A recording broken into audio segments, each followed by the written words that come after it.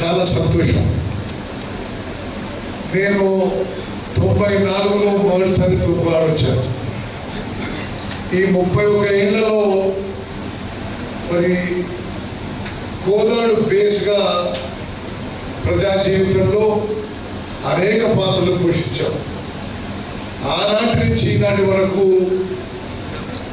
కోదాడు ప్రజలు, కోదాడు ప్రతి పౌరుడు, మేము గెలిచినా ఓడినా, ఎమ్మెల్యేగా ఉన్నా, ఎంపీగా ఉన్నా, మినిస్టర్గా ఉన్నా, ఏమి లేకున్నా మరి ఈ ప్రాంత ప్రజలు మీ గుండెల్లో మాకు స్థానం ఇచ్చినందుకు ఎప్పుడు నేను పద్మాకి మీరంటే అమితమైన మరి కృతజ్ఞత భావంతో ఉంటామని చెప్పి నేను మనం చేస్తున్నాను. ముందుగా ఈ విశ్రాంత ఈ రిటైర్డ్ ఎంప్లాయీస్ సంఘం అసోసియేషన్లో మీరు నాకు సభ్యత ఇవ్వాలి. నేను ఒక ఎక్స్ ఎంప్లాయీనే, మరి నేనేదో బయట గెస్ట్గా పెట్టి చేసేదా. ఓకే, నేనేమో రిటైర్డ్ ఎంప్లాయీ వితౌట్ పెన్షన్, ఇంకా 20 ఏళ్ళు పూర్తి చేయలే, ఏ బెనిఫిట్స్ లేవురా. సరే, రాజకీయంలో అటు ఇటు తిరుగుతున్నాం. మరి మీకు తప్పనిసరిగా ఈ హెల్త్ కార్డ్ విషయంలో నేను జెన్యూన్గా అది ఒక చాలా న్యాయమైన కోరికని నేను వ్యక్తిగతంగా కూడా భావిస్తున్నాను. ఈ విషయంలో మరి ముఖ్యమంత్రి గారితో అదేవిధంగా సహచర క్యాబినెట్ కొలీగ్స్తో కూడా చర్చించి నేనేం హామీ అయితే ఇవ్వలేదు, ఆ కెపాసిటీ లేదు ఇప్పుడు. బట్ తప్పనిసరిగా మీ పక్షాన ప్రభుత్వంలో అత్యంత ఉన్నత స్థాయిలో రిప్రజెంట్ చేస్తానని చెప్పి మాత్రం మీకు నేను హామీ ఇస్తున్నాను. ఎంప్లాయీ ఫ్రెండ్లీ ప్రభుత్వము, మేము రిటైర్డ్ ఎంప్లాయీ ఫ్రెండ్లీ ప్రభుత్వము, ఇది మాత్రం ఖచ్చితంగా చెప్పాలి.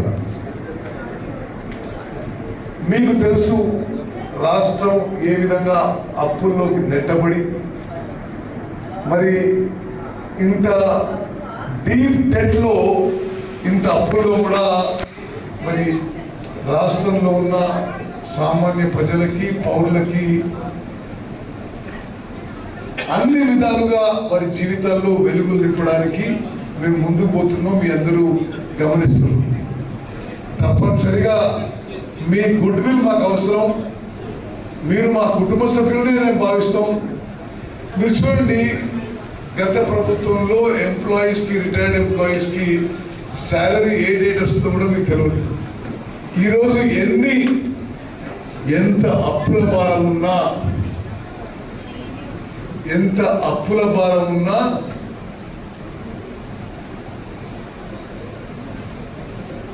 ఫస్ట్ నా శాలరీ మేము కట్టడం జరుగుతుంది.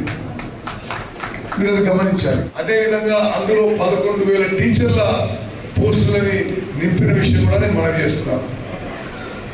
గత 10 ఏళ్ళుగా employees service conditions, employees teachers కూడా సర్వీస్ కండిషన్స్, ప్రమోషన్స్, ట్రాన్స్ఫర్స్ ఎవరు పట్టించుకోలేదు.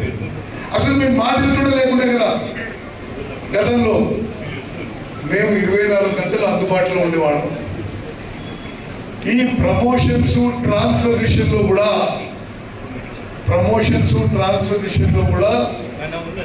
చాలా పారదర్శకంగా అన్ని శాఖల్లో నిర్వహిస్తున్నాం. టీచర్ల విషయంలో కూడా పూర్తి చేసిన విషయం కూడా మీరు అందరికీ తెలుసు.